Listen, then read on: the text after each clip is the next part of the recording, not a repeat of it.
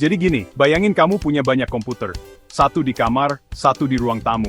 Terus kamu mau mindahin file dari komputer satu ke yang lain. Ribet kan kalau harus pakai flash disk? Nah, jaringan komputer itu solusinya. Ini kayak bikin jalan tol antar komputer. Jadi, komputer-komputer itu bisa ngobrol, tukeran data, bahkan pakai printer yang sama.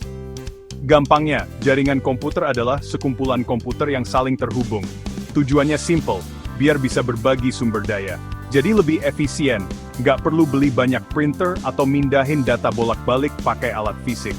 Hemat waktu, hemat tenaga, dan pastinya lebih keren. Terus, jaringan itu ada jenis-jenisnya, kayak geng, ada yang skalanya kecil, ada yang besar. Yang paling sering kita temui itu LAN, atau Local Area Network. Ini jaringan skala kecil, biasanya cuma di satu gedung. Contohnya jaringan di sekolah, di kantor, atau bahkan di rumahmu sendiri. Kalau skalanya lebih gede, ada MAN, atau Metropolitan Area Network. Ini jaringan yang nyambungin beberapa LAN dalam satu kota. Misalnya, kantor cabang sebuah bank di Jakarta Selatan, terhubung dengan kantor cabang di Jakarta Pusat. Nah, yang paling raksasa itu WAN, atau Wide Area Network. Sesuai namanya, jaringannya luas banget, bisa antar kota, antar pulau, bahkan antar negara. Internet yang kita pakai setiap hari, itu contoh WAN terbesar. Sekarang kita ngomongin topologi. Jangan pusing dulu sama istilahnya. Topologi itu cuma cara atau denah gimana komputer-komputer dihubungkan. Anggap aja kayak formasi pas upacara bendera. Ada topologi star, di mana semua komputer nyambung ke satu titik pusat, kayak switch atau hub. Kalau titik pusatnya rusak, semua komputer jadi nggak bisa komunikasi. Mirip kalau pemimpin upacaranya pingsan, barisannya jadi kacau. Ini yang paling umum dipakai sekarang karena gampang diatur. Kalau ada satu komputer rusak, yang lain tetap aman. Jadi nggak bikin panik satu jaringan. Ada juga topologi lain yang lebih klasik. Misalnya topologi bus, di mana semua komputer nyambung ke satu kabel panjang yang sama, kayak penumpang di dalam bus. Kalau kabel utamanya putus di tengah jalan, ya sudah, semua koneksi langsung ambyar. Ada lagi topologi ring, cincin. Komputernya disambungin kayak rantai membentuk lingkaran. Data dikirim muter-muter sampai ke tujuan. Kalau satu komputer mati, bisa-bisa datanya berhenti di tengah jalan. Terakhir ada mesh, ini yang paling ribet, tapi paling kuat. Setiap komputer terhubung ke semua komputer lainnya. Jadi kalau satu jalur putus, data bisa cari jalan lain. Kayak punya banyak jalan dan tikus. Oke, biar jaringan bisa jalan, kita butuh alat-alatnya. Ini namanya perangkat keras atau hardware. Yang paling penting itu router. Anggap aja router ini kayak Pak Pos atau polisi lalu lintas di perempatan jalan. Tugasnya itu ngatur lalu lintas data dan nyariin rute terbaik biar data kita cepat sampai ke tujuan. Router juga yang biasanya nyambungin jaringan lokal kita, LAN ke internet.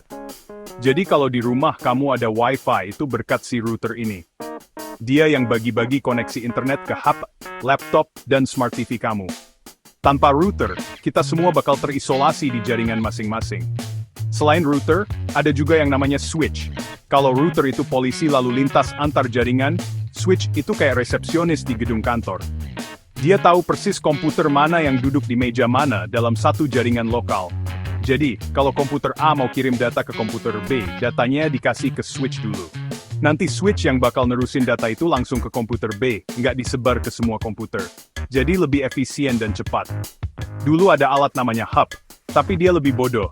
Kalau dapat data, dia teriak ke semua komputer, "Woi, ini ada data. Punya siapa nih?" Bikin jaringan jadi lambat. Tentu saja punya perangkat keras doang nggak cukup. Kita juga butuh yang namanya perangkat lunak, atau software.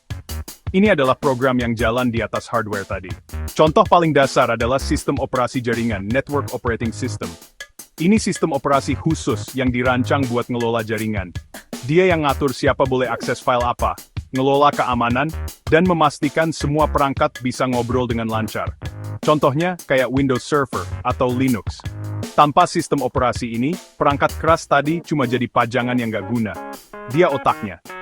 Selain sistem operasi, ada juga software lain yang penting. Misalnya, firewall. Firewall ini satpam digital. Tugasnya nyaring semua data yang masuk dan keluar dari jaringan kita. Kalau ada data yang mencurigakan atau berpotensi bahaya, firewall bakal langsung ngeblok. Ini penting banget buat keamanan. Ada juga aplikasi monitoring jaringan, yang fungsinya kayak CCTV buat ngawasin kondisi jaringan. Kalau ada koneksi yang putus atau lambat, aplikasi ini bakal ngasih tahu adminnya. Jadi masalah bisa cepat ketahuan dan diperbaiki sebelum pengguna lain